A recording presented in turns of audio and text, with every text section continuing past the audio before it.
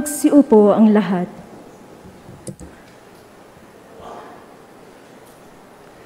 Your Eminence, Your Excellency, the Reverend Fathers, ang aming Mayor sa Pateros at ang Mayor ng Maynila, mga minamahal kong kapatid kay Kristo. Ang pangalan po ng parokyang ipinagkatiwala ng Arsobispo kay Father Jack ay Santissima Trinidad. Bagamat ang fiesta ay pagkatapos ng Pentecostes, parang mas malaki pa sa fiesta ang ating pagtitipon ngayong gabi. Pero ang totoo naman po ay hindi lamang Sunday pagkatapos ng Pentecostes ang fiesta ng Santissima Trinidad. Sapagkat kung tutuusin, araw-araw po ay fiesta ng Holy Trinity. Araw-araw po ay fiesta ng Santissima Trinidad. Di ba araw-araw gumagawa tayo ng tanda ng krus sa ngalan ng Ama at ng Anak ng Espiritu Santo? Bago magdasal, pagkatapos magdasal, bago kumain, pagkatapos kumain, bago matulog, pagkagising, minsan bago pa pumasok sa basketball court, gumagawa rin ng sign of the cross. Gumagawa tayo ng sign of the cross kapag tayo nagdadasal sa patay, nagdadasal sa buhay, buhay na buhay, Santissima Trinidad, araw-araw ng ating buhay. At Santissima Trinidad po ang pangalan ng ating parokya.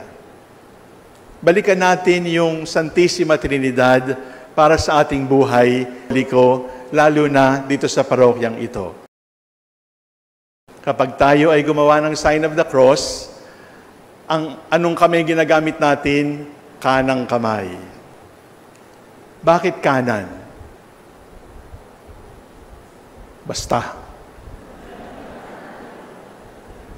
Kapag tayo ay sumumpa sa watawat, nagsumpa ang mag-asawa sa kasalan, kanang kamay. Nag-uusapang sapagkat ang kanang kamay ay kamay ng kapangyarihan at kamay ng karangalan. Ibig sabihin po, karangalan natin itinataya ko sa Diyos. Kapangyarihan natin itinataya ko sa Diyos.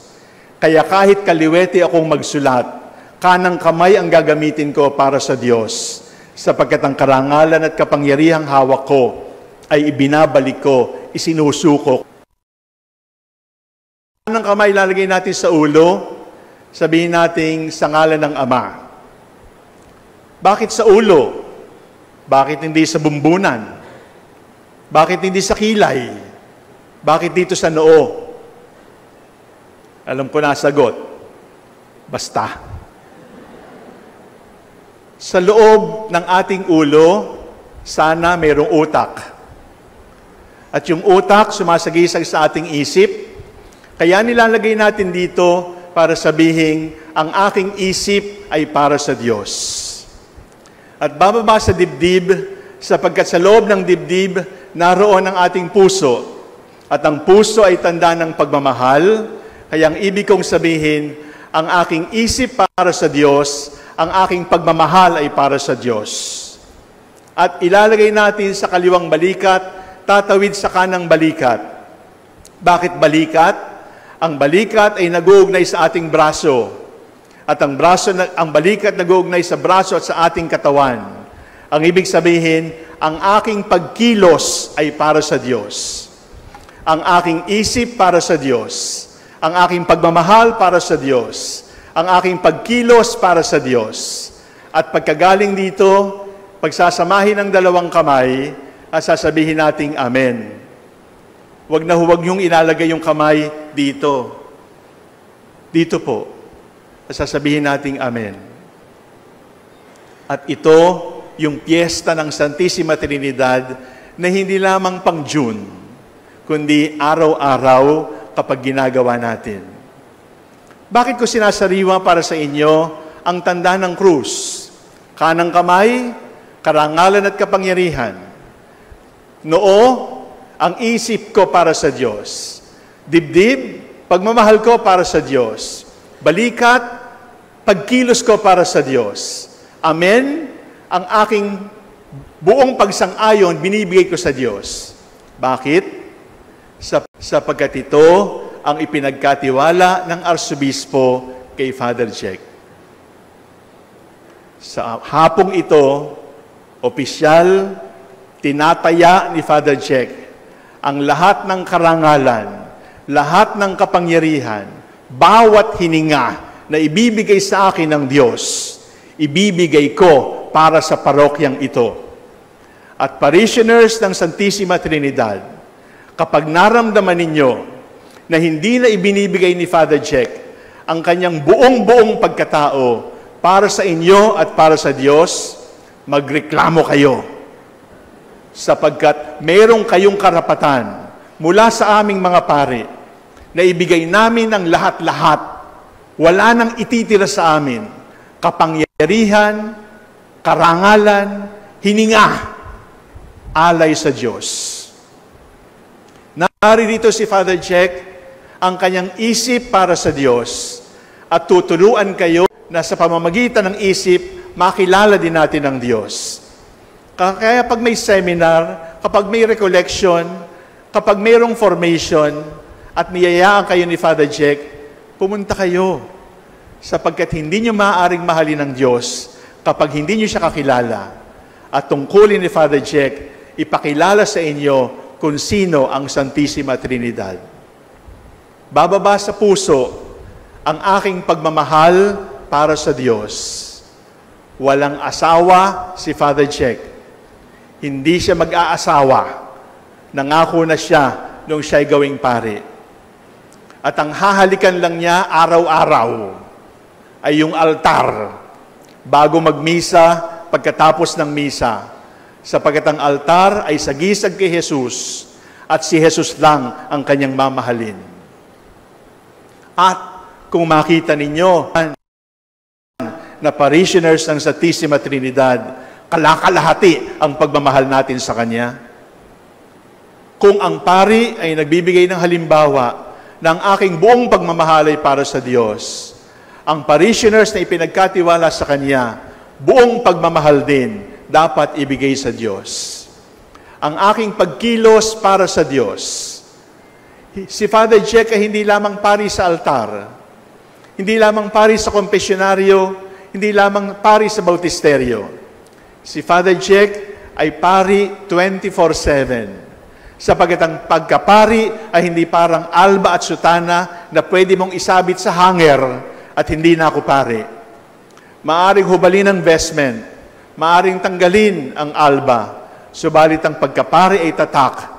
Mapalangit, sa impyerno, dala-dala ko ang tatak na ako'y pari, lingkod ng Diyos. Karangalan at kapangyarihan para sa basta galing sa Diyos. Yan ang aking tugon. Bakit ko sinasabi ito sa inyo? Pwede ko namang kausapin na lang si Father Jack at ipaalala sa kanya ang kanyang tungkulin. Sinasabi ko ito sa inyo sapagkat hindi makakaya ni Father Jack na ang kanyang lahat ng kapangyarihan at karangalan ay itaya sa Diyos. Hindi makakaya ni Father Jack na ang isip niya ay para lamang sa Diyos, ang pagmamahal niya ay para lamang sa Diyos, ang pagkilos, ang pamumuhay niya ay para lamang sa Diyos. Hindi niya makakaya ito kapag hindi ninyo siya tinulungan. At kaya ko sinasabi ito sa inyo ay sapagkat kailangan ni Father Jack ang tulong ninyo. Araw-araw, gagawa tayo ng tanda ng krus. At sa bawat tanda ng krus, kapangyarihan, karangalan, taya sa Diyos. Isip at pagmamahal, pagkilos at pamumuhay, taya sa Diyos. Amen. Pagsuko sa kalooban ng Diyos, bigay na bigay para sa Diyos. Ito ang kalooban ng Diyos para kay Father Jack.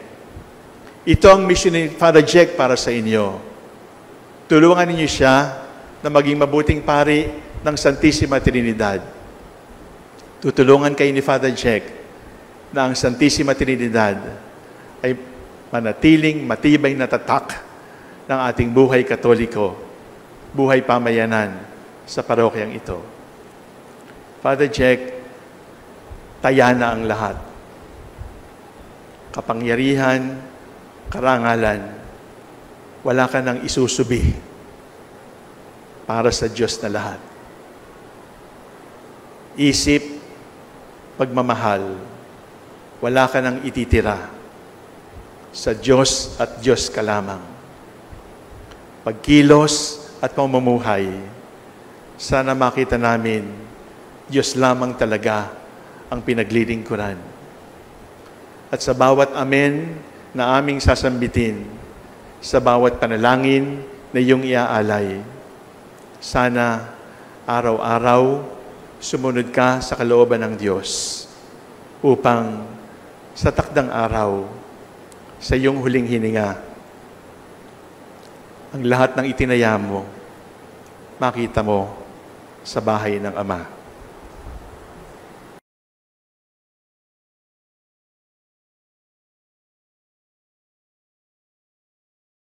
Jesus Christ, the Son of God, was born for you and me. He came to bring the good news, from sin to set us free. The blind, the deaf, the lame, the poor, His power meant to see. He gave His life upon the cross, eternal life the key.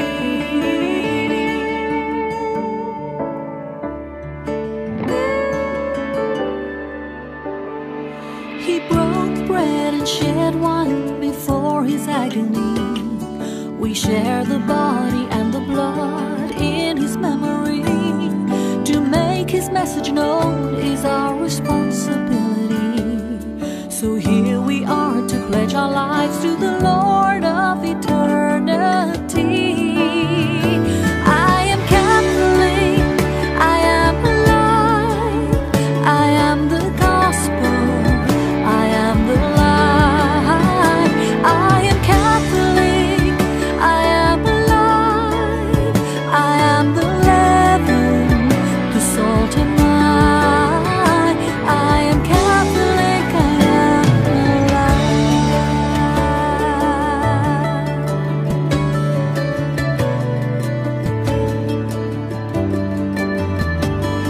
We carry Christ in our hearts, in what we do and say. We raise our voices, live the truth for those who've gone astray. Nourished by the